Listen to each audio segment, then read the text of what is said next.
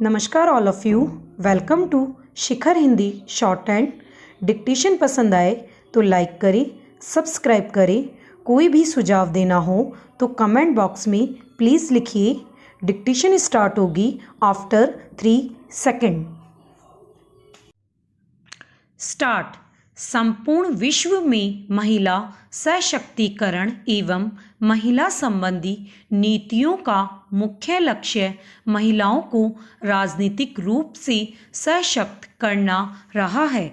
विश्व के सबसे बड़े लोकतांत्रिक देश भारत में स्वतंत्रता प्राप्ति के 72 वर्षों बाद भी भारतीय नारी लोकतांत्रिक प्रक्रिया में पीछे छूट गई है। भारतीय संविधान द्वारा स्त्री पुरुष को समान दर्जा दिए जाने के बाद भी देश के महत्वपूर्ण राजनीतिक संस्थाओं में स्त्री की भागीदारी 20% से भी कम है।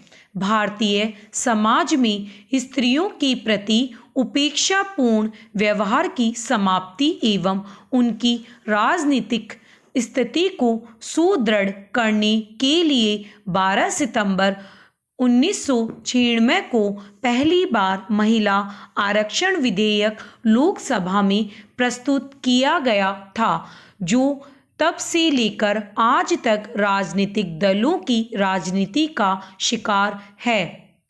मार्च 2020 में राज्यसभा में इसे विधेयक पारित हो जाने के बाद महिलाओं को 33% आरक्षण देने की नीति पर काफ़ी विवाद हो गया। वर्ष 2017 तक इस विधेयक पर पूर्णतः सहमति नहीं बन पाई।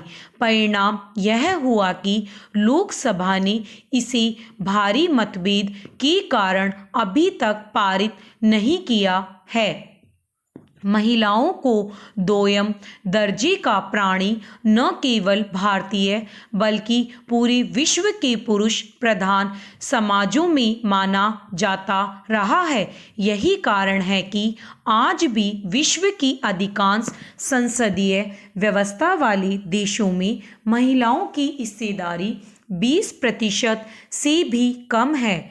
इंटर पार्लियामेंट्री यूनियन की 2019 की रिपोर्ट के अनुसार विश्व के 193 देशों में मात्र 50 देशों की संसदों में महिलाओं की भागीदारी 30% या उससे अधिक है। शेष देशों में महिलाओं की भागीदारी 30% से नीचे है। विश्व के 1/4 देशों में महिला सांसदों की भागीदारी 14% से कम है। विश्व में रवांडा, क्यूबा तथा बोलिविया ऐसे देश हैं जहां 50% से अधिक महिलाओं की भागीदारी है। संयुक्त राष्ट्र के मानकों के अनुसार संसद में महिलाओं की भागीदारी 30% होनी चाहिए।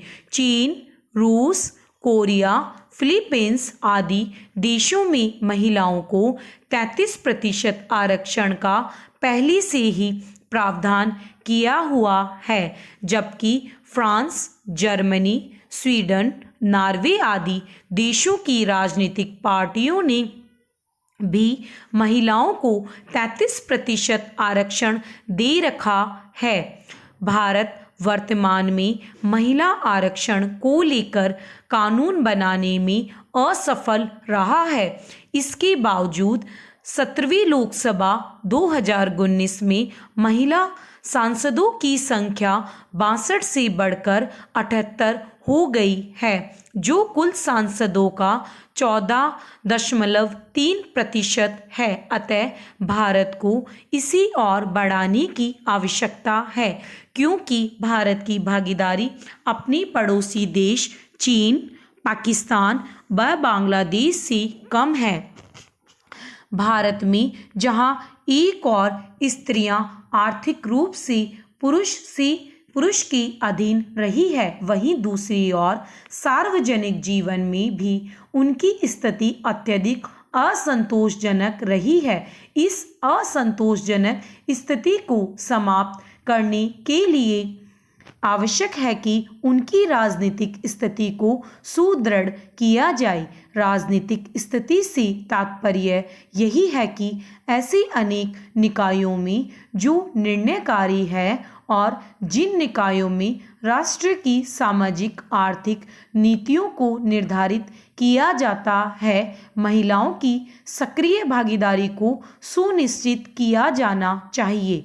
बिना आरक्षण महिलाओं की राजनीतिक स्थिति को सुदृढ़ कर पाना अत्यधिक कठिन है, क्योंकि अधिकांश राजनीतिक दल पुरुष प्रधान मानसिकता वाले हैं, जो चुनावों में सामान्यतः महिलाओं को अपना उम्मीदवार नहीं बनाते।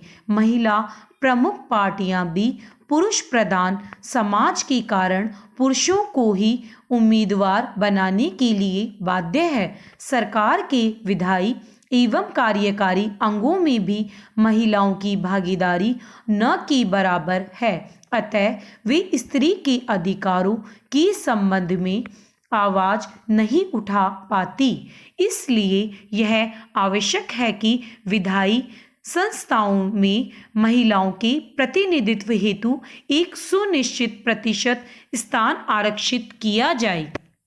महिला आरक्षण विधेयक के अनुसार संसद में 33.3% सीटें महिला उम्मीदवारों के लिए आरक्षित होंगी। चुनाव के लिए लॉटरी के द्वारा 1/3 सीटें महिलाओं के लिए आरक्षित की जाएगी। वास्तव में भारतीय राजनीति में आरक्षण का प्रावधान अंग्रेजों की फूट डालो और राज करो की नीति का परिणाम था। अंग्रेजों ने भारत परिषद अधिनियम 2019 के माध्यम से पहली बार मुसलमानों को पृथक एवं प्रत्यक्ष प्रतिनिधित्व दिया। स्वतंत्रता प्राप्ति के बाद संविधान के अनुच्छेद 15(4) एवं अनुच्छेद 16(4) के अतिरिक्त अनुच्छेद 330 से लेकर अनुच्छेद 342 तक भारतीय समाज में सामाजिक एवं शैक्षिक दृष्टि से पिछड़े वर्गों के उत्थान के लिए विभिन्न प्रकार के आरक्षणों की व्यवस्था की गई है, किंतु अभी तक गठित किसी भी समिति या आयोग ने महिलाओं के लिए स्वतंत्र रूप से आरक्षण प्रदान करने की कभी भी संतुष्टि नहीं की। महिलाओं को आरक्षण देने संबंधी मुद्दा पहली बार राजीव गांधी ने उठाया था।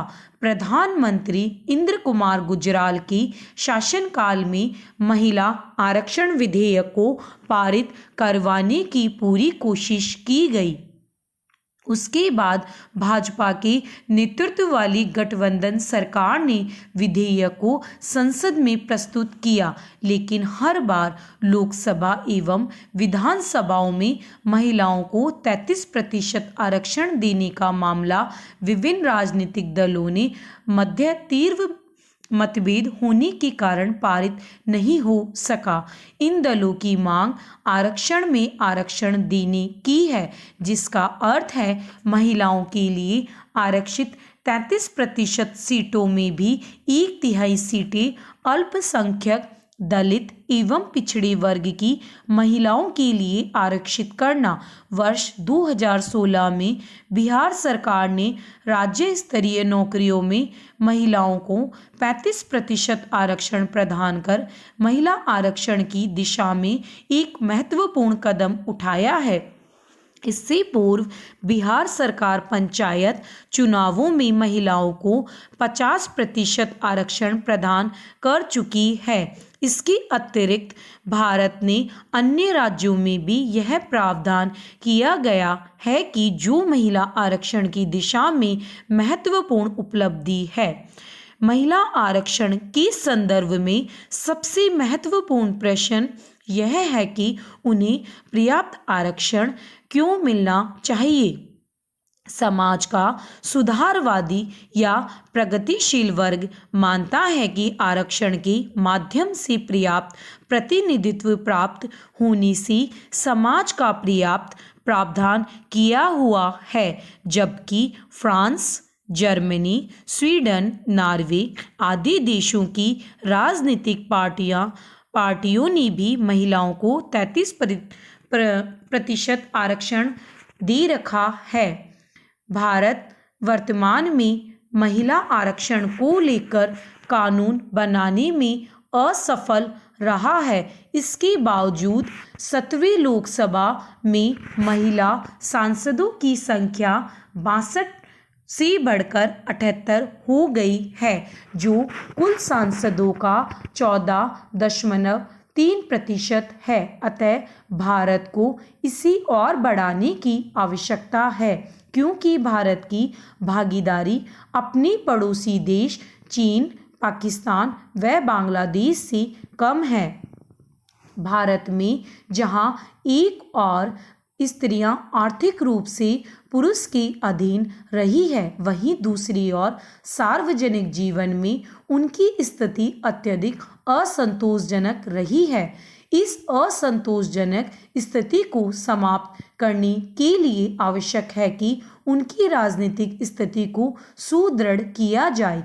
राजनीतिक स्थिति से तात्पर्य यही है कि ऐसे अनेक निकायों में जो निर्णयकारी है और जिन निकायों में राष्ट्र की सामाजिक आर्थिक नीतियों को निर्धारित किया जाता है, महिलाओं की सक्रिय भागीदारी को सुनिश्चित किया जाना चाहिए। बिना आरक्षण महिलाओं की राजनीतिक स्थिति को सुदृढ़ कर पाना अत्यधिक कठिन है, क्योंकि अधिकांश राजनीतिक दल पुरुष प्रधान मानसिकता वाले हैं, जो चुनावों में सामान्यतः महिलाओं को अपना उम्मीदवार नहीं बनाते। महिला प्रमुख पार्टियां भी पुरुष प्रधान समाज के कारण पुरुषों को ही उम्मीदवार बनाने के लिए सरकार के विधायी एवं कार्यकारी अंगों में भी महिलाओं की भागीदारी न के बराबर है। अतः वे स्त्री के अधिकारों के संबंध में